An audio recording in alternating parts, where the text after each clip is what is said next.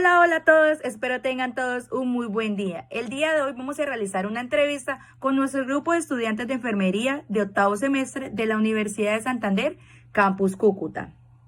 El tema a tratar serán las cardiopatías congénitas.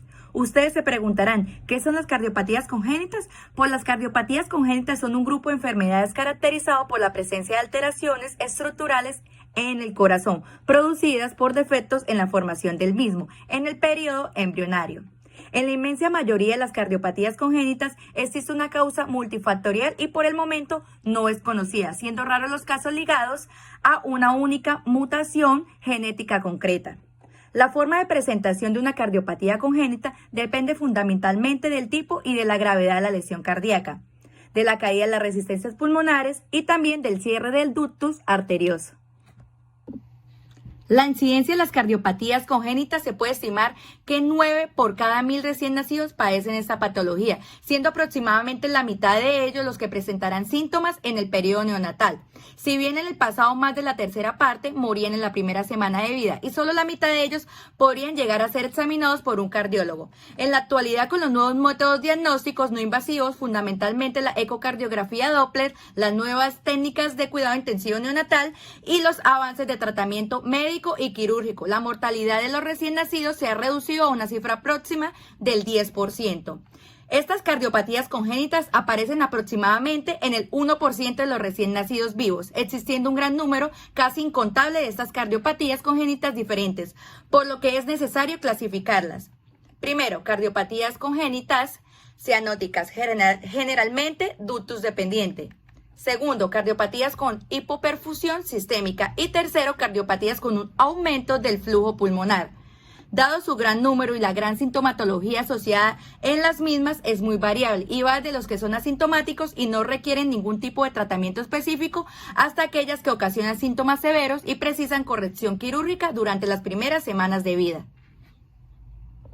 Bueno, pero vamos a preguntarles a nuestras invitadas, a nuestra compañera Jamie Esperanza León, que ella tiene una gran información sobre las cardiopatías cianóticas, generalmente el ductus dependiente. Cuéntanos, Jamie, ¿qué tienes sobre esto? En el periodo neonatal, la clasificación de las cardiopatías congénitas con mayor utilidad para la práctica clínica es la que hace referencia a la fisiopatología del ductus, pudiendo diferenciarse tres de estos tipos. Entre ellas encontramos las cardiopatías cianóticas, generalmente ductus dependiente, las cardiopatías con hipoperfusión sistémica y las cardiopatías con aumento del flujo pulmonar. Cardiopatías cianóticas, generalmente ductos dependientes. Dentro de las manifestaciones clínicas vamos a encontrar la cianosis y la purinea, que esta va a causarse en trabajo respiratorio, siendo esta situación falsamente tranquilizadora, pues el cierre del ducto arterioso origina un círculo vicioso de hipoxemia extrema y acidosis metabólica.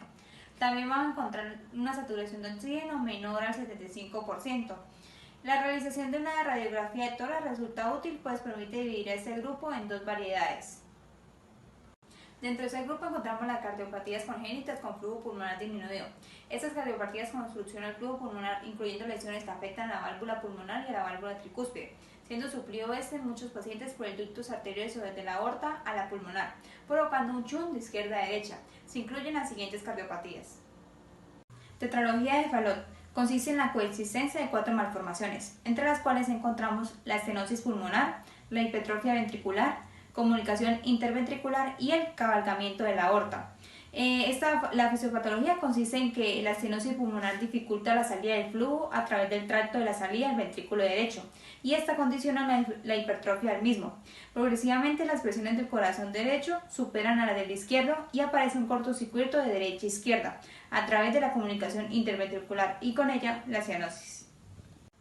También encontramos la atresia tricúspide sin transposición con comunicación interventricular restrictiva o con estenosis pulmonar. También encontramos la atenesia pulmonar con septo interventricular íntegro, la atresia pulmonar con comunicación interventricular, la estenosis pulmonar crítica, ventrículo derecho de doble salida con estenosis pulmonar, ventrículo único con estenosis pulmonar y la anomalía de Einstein grave. La evidencia de cianosis importante, saturaciones de oxígeno inferiores al 70% o acidosis metabólica, supone una indicación de asociar a la oxigenoterapia el tratamiento con prostaglandina E1. La prostaglandina E1 esta nos funciona para la apertura o el mantenimiento de la permeabilidad del ductus arterioso. Cardiopatías congénitas con flujo pulmonar aumentado o normal. El flujo pulmonar es normal o está aumentado, siendo el origen de la cianosis la ausencia de una adecuada comunicación entre las dos circulaciones, a nivel auricular, ventricular o del ductus. Entre estas encontramos la transposición de grandes arterias, que en la radiografía se evidencia el corazón en forma de huevo.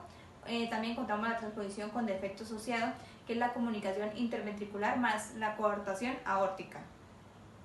La administración de inotrópicos en este grupo no está indicada e incluso puede ser perjudicial en la tetralogía de Fallot. Causas no cardíacas. Se debe plantear un diagnóstico diferencial inicial con procesos respiratorios como la bronconeumonía o el síndrome de distrés respiratorio. En estos pacientes, generalmente niños a término y con peso adecuado a su edad gestacional. Los antecedentes de asfixia neonatal o de aspiración meconial. La cianosis menos importante, una mayor dificultad respiratoria y la respuesta al test de la hiperoxia resultan datos de gran utilidad. La hipertensión pulmonar persistente del recién nacido provoca cianosis por cortocircuito auricular, derecha e izquierda, a través del foramen oval. El diagnóstico definitivo se fundamenta en la ecocardiografía, por lo que la colaboración del cardiólogo pediátrico resulta obviamente imprescindible. Y seguimos con nuestra siguiente compañera, que también nos va a hablar sobre otra clasificación de las cardiopatías congénitas. Ella nos va a hablar sobre las cardiopatías con hipoperfusión sistémica. Cuéntanos, Angélica. Gracias, Helen. Ahora hablaremos de las cardiopatías con hipoperfusión sistémica. La característica clínica principal es la mala perfusión periférica, es decir, el bajo gasto cardíaco. Y eso se caracteriza como la palidez, los pulsos débiles o no palpables, las extremidades frías, la dificultad respiratoria, la oliguria o la anuria. En este grupo puede estar dividido a su vez, ya sean dependientes o no del ductus arterioso. Entonces, en esta subdivisión encontramos la perfusión sistémica del ductus dependiente, que este grupo presenta un debut clínico brusco que coincide con el cierre del ductus, ya que el flujo sistémico total o parcialmente viene de la arteria pulmonar a través del ductus y al existir una obstrucción, ya sea en la entrada o salida del ventrículo izquierdo, al cerrar el ductus queda interrumpido el flujo sistémico. Entonces, en esta subdivisión encontramos las siguientes patologías, que es la cortación de la aorta, que se refiere a un estrechamiento de la arteria aorta que causa obstrucción al flujo aórtico. También encontramos el síndrome de hipoplasia de cavidades izquierdas, que engloba una serie de anomalías y que tienen en común la presencia de un ventrículo izquierdo muy pequeño, denominado hipoplásico, que es incapaz de bombear la cantidad de sangre necesaria para alimentar todos los órganos y tejidos del cuerpo. También encontramos la estenosis aórtica, que es una malformación de la válvula aórtica de carácter progresivo, que produce obstrucción en el flujo de la salida del ventrículo izquierdo por diversas malformaciones. Su diagnóstico de sospecha es fundamentalmente clínico. Tras una cuidadosa exploración, la doble medición de la saturación de oxígeno en el brazo derecho y en el pie resulta útil cuando el ductus es permeable, obteniendo valores bajos por hipoperfusión periférica, pero generalmente mayores en las cardiopatías congénitas cianóticas. Si no se dispone de diagnóstico ecocardiográfico, la administración de PGE1 está indicada incluso en casos graves y a dosis iniciales elevadas. Este grupo está indicada la ventilación mecánica, también la oxigenoterapia y la presión positiva, así como la administración de inotrópicos y diuréticos. Ahora hablaremos de la hipoperfusión sistémica no ductus dependiente. Estos resultan poco frecuentes en el periodo neonatal y generalmente resultan más toleradas que las anteriores, encontrando patologías como miocardiopatías, que es una afección del miocardio con anomalía estructural y funcional. También encontramos la miocarditis, que es una enfermedad inflamatoria del músculo cardíaco y es una causa importante de la insuficiencia aguda cardíaca, la muerte súbita y la miocardiopatía dilatada. También encontramos la taquicardia supraventricular, que es un ritmo que descartar otras anomalías. En cuanto al tratamiento, se debe administrar digitálicos, ya sean endovenosos u oral, o también se puede administrar dopamina y furosemida. Muchas gracias, volvemos al estudio con Helen. Bueno, y por último, pero no menos importante, nuestra compañera Luisa Quintero nos va a hablar sobre las cardiopatías con aumento de flujo pulmonar. Cuéntanos, Luisa, ¿qué información tienes sobre esto? Las cardiopatías con alto flujo pulmonar es otro tipo de cardiopatías congénitas, que a diferencia de las que ya mencionaron anteriormente, estas son de menor gravedad. En su mayor parte presentan dificultad respiratoria de moderada a grave y con una evidencia radiológica de aumento de vascularización pulmonar. Estas se caracterizan porque los pacientes suelen presentar rechazo en la alimentación y una mala ganancia ponderal. Esto es debido al aumento del flujo pulmonar. Las manifestaciones clínicas suelen aparecer a partir de la segunda semana. El principal síntoma es la dificultad respiratoria, que suele estar acompañada en algunos pacientes con hepatomegalia, que es el agrandamiento del hígado, por un aumento en la presión de la aurícula derecha. En las cardiopatías con aumento de flujo pulmonar encontramos el ductus arterioso persistente, que es un conducto que comunica la aorta con la arteria pulmonar izquierda. Esto va a provocar un cortocircuito o shunt de izquierda a derecha, es decir, que la aorta de la aorta descendente a la arteria pulmonar. Esto va a incrementar el flujo sanguíneo pulmonar y al haber mayor cantidad de sangre se puede presentar una hipertrofia ventricular izquierda debido a la sobrecarga en este ventrículo. El ductus arterioso persistente se caracteriza por presentar disnea, hipoxia debido a la menor concentración de oxígeno, cianosis, un soplo continuo y taquipnea de esfuerzo. También encontramos la comunicación intraventricular.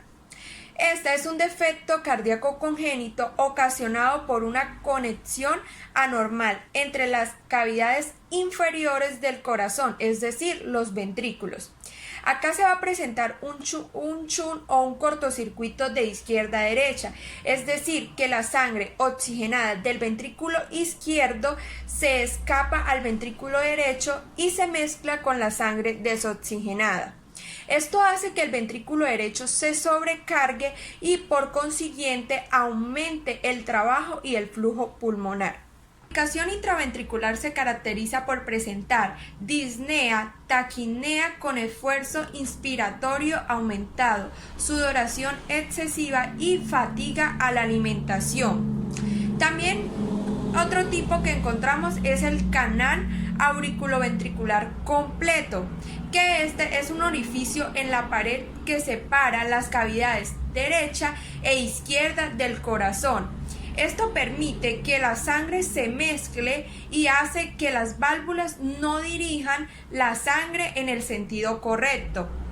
Se caracteriza por la presencia de una sola válvula auriculoventricular en el lugar de las dos válvulas como se forman normalmente, que es la tricúspide y la mitral. Este defecto congénito puede presentar disnea, sibilancia, taquipnea, cianosis y un retraso en el crecimiento. Por último, encontramos las cardiopatías con aumento de flujo pulmonar y una mezcla del retorno venoso. Su signo clínico principal es la dificultad respiratoria acompañada de un cierto grado de cianosis. Se produce una mezcla de retorno venoso sistémico y pulmonar a nivel ventricular o auricular, que esto justifica un cierto grado de saturación sistémica. Al no existir una obstrucción en el flujo pulmonar, la administración de oxígeno provoca una vasodilatación pulmonar y un aumento del flujo que mejora la saturación de oxígeno.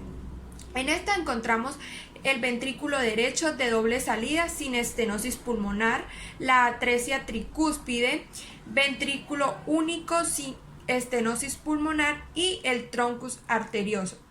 Su tratamiento se fundamenta en la administración de digoxina en caso de presentar signos de insuficiencia cardíaca importantes. Espero haya sido de su agrado esta entrevista. Nos veremos en una próxima entrevista. Muchas gracias por su atención. Y recuerden, mi nombre es Helen Serrano. Hasta luego.